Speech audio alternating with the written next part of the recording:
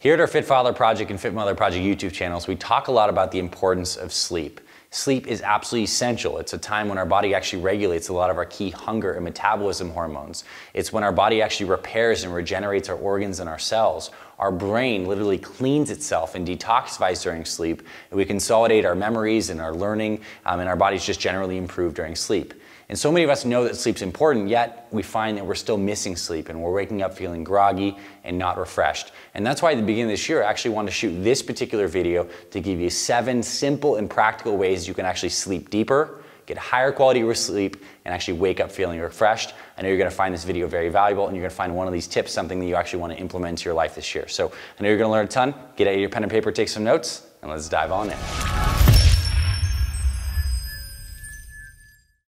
All right, so to get straight into tip number 1 on how to get deeper, higher quality sleep, we need to understand that high quality sleep actually starts in the morning. A lot of us think of sleep as this nighttime activity, but sleep is essentially the culmination of this whole circadian rhythm our body's been going out throughout the day. And a lot of sleep researchers found out that actually doing a little bit of exercise in the morning and afternoon actually helps regulate our body's temperature cycle, which helps us sleep deeper. And practically what this means is doing 10 minutes of exercise in the morning or the afternoon helps people get deeper sleep. So if you're finding right now that you want to sleep better and you're not really finding the time to exercise, this is a reason to go take a walk in the morning or maybe on your lunch break, but get 10 minutes of aerobic activity in particular really helps improve sleep, so get that exercise in early. And now if you're the kind of person who works out later in the night, that can be fine too. There are people who can exercise at night and still sleep fine, but there are also people who exercise at night and actually disrupts their sleep because exercise raises your core temperature and you may have trouble falling asleep. So you gotta know whether or not the workout at night is gonna be a problem for you,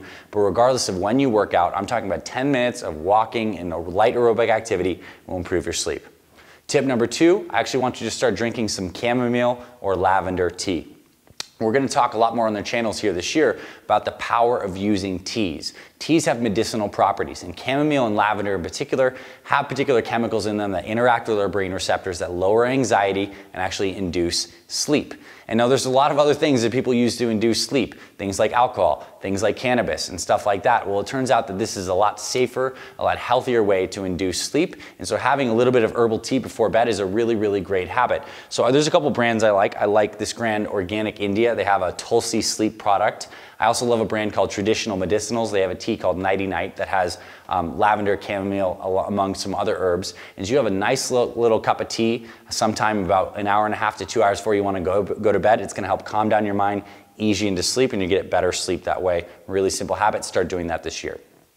Number 3 is I recommend you actually start eating your dinner a little bit earlier. Something that a lot of people don't realize is that eating late at night can actually disrupt your sleep, because when our body is actually processing all this food we just threw at it, there's a lot of energy that's happening in the digestive system, and it can actually lead to 1, more disturbed dreams, and 2, a higher core temperature. And when we're trying to sleep and get into these whole circadian rhythms, at the end of the day, our temperature is supposed to drop. When we're throwing all this food in, the body's heating up, so it's a little bit of a mixed signal. So what I suggest is you move your dinner maybe an hour earlier if possible, and if you absolutely have to eat right before you go to bed, try to take some digestive enzymes or eat a little bit lighter in general, because that's going to help improve the quality of your sleep. So have that dinner a little bit earlier, and after dinner, what I actually love doing is just going and brushing your teeth. Even if you're not going to go to bed for several hours afterwards, what that's going to do is prevent you from going ahead and snacking in a couple hours on something after dinner, which is again going to throw your blood sugar into a whole different loop. And if you have high blood sugar and high insulin and then you're going to bed, it's a recipe for disaster. So have that dinner, shift it a little earlier, brush your teeth, because then when you go to have that snack, you're gonna be like, do I really want to brush my teeth again? It creates a little bit of an obstacle, and this one's in your favor. So that's the next tip here. Number 4, I'd like you to highly limit, if not completely eliminate, your alcohol intake and nicotine. Both of these things actually lead to lighter sleep. They prevent your body and your brain from getting into very deep sleep, and then it can actually decrease the amount of dreaming you do. This REM, rapid eye movement sleep, that's absolutely essential for memory consolidation. So the deep sleep is where our body physically regenerates. Our muscles repair, our organs regenerate, we're releasing a lot of growth hormone. In the REM sleep, what's happening is it's really more of a mental process. We're consolidating memories, we're dreaming. It's really good for the mind, I guess you could say. So we want both. And alcohol and nicotine decrease both. So we want to get those things out of our lives. And when we do drink, understand our sleep is going to be negatively impacted. So let's keep it more in moderation, if not eliminated this year. Number 5, so I want you to be very aware of the amount of blue light in your environment. And what this basically means is think about the human mechanism as something that is intimately connected with the sun and the moon cycles. When the sun rises in the morning, it impacts our eyes, and our brain actually releases certain chemicals that helps us feel very energized in the morning.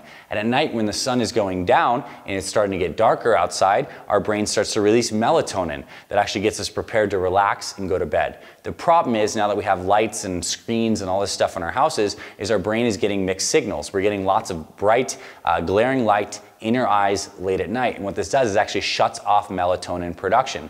And this is why you're seeing a lot of these phone companies like Apple now has something called night shift mode, where you can actually make your screen look like this, a little bit like sepia, orange tone, and actually cuts out some of that blue glaring light. So the worst thing you can do for your sleep is be staring at a big blue light glaring TV before you go to bed. And the fix for that is to start dimming your lights at night or getting a pair of some blue blocking glasses. So there's some like this, you put them on, it makes everything look a little orange. Or if you want to go really hardcore, you can get these construction style blue light blocking glasses. But point being, you get these, you start wearing them at night, it will improve the quality of your sleep.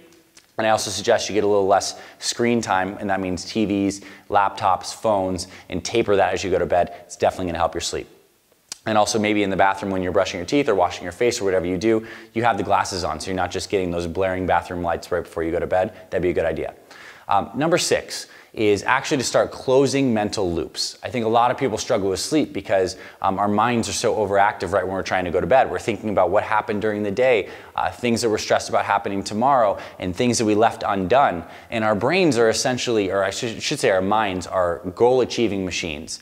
And when we have a goal that still has an open loop, we haven't added closure to it, our brain is going to continue to ruminate on that particular project. So one way to actually calm the mind down in this instance is to close the loop for the day. So it's actually get out a little journal and write what the thing that you were trying to do, where it actually got to, at what point in the project, and what the plan is for tomorrow. And what that does, when you've actually physically written down the plan for tomorrow, the mind can rest, because it's like, okay, this is where we're at, check, I understand, didn't get done as much as I wanted to, I know this has to get done tomorrow, this is when I'm going to do that, and you add a little bit of a plan, then the mind can relax because you have a little bit more closure, you've closed that loop. It doesn't necessarily mean you completed the task, but the loop is mentally closed, and it will resume tomorrow because you know the time and when to get reactivated. And also know that some of these chamomile and lavender and sleepy teas can actually help calm your mind as well, but doing something like gratitude journaling and a little bit of pre-planning for your next day can help close those mental loops. And the best way to do that is just keep this little journal on your nightstand, and you see it, it's a visual cue, it's right there. When you hop in bed, write down 3 to 4 things you're grateful for, 3 to 4 successes for the day, and what the general plan is for tomorrow, then your mind's gonna be a lot more at ease.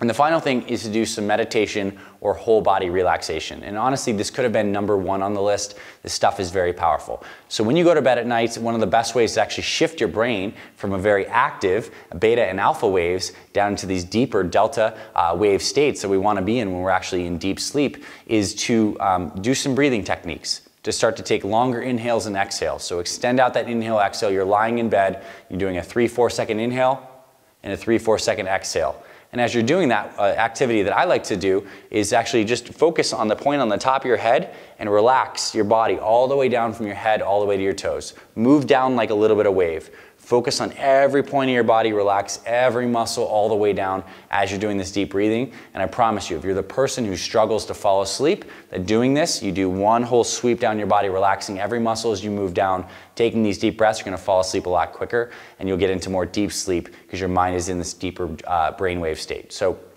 there's some simple and practical tips to help you sleep better this year.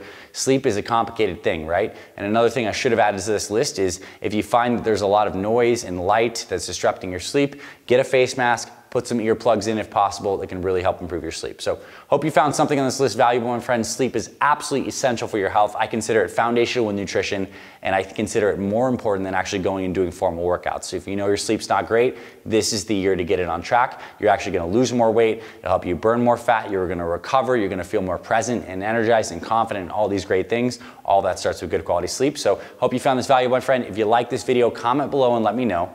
Hit the thumbs up like button to let me know, and subscribe to our channel. We literally have hundreds of videos just like this on the channel on topics like nutrition, topics like sleep, exercise, all the form guides, free workouts, how to get your family healthy too. We are the Fit Father Project and the Fit Mother Project. This is what we do. Thanks for being here, my friend. Subscribe, and we'll see you around the channel, and I'll talk to you very soon.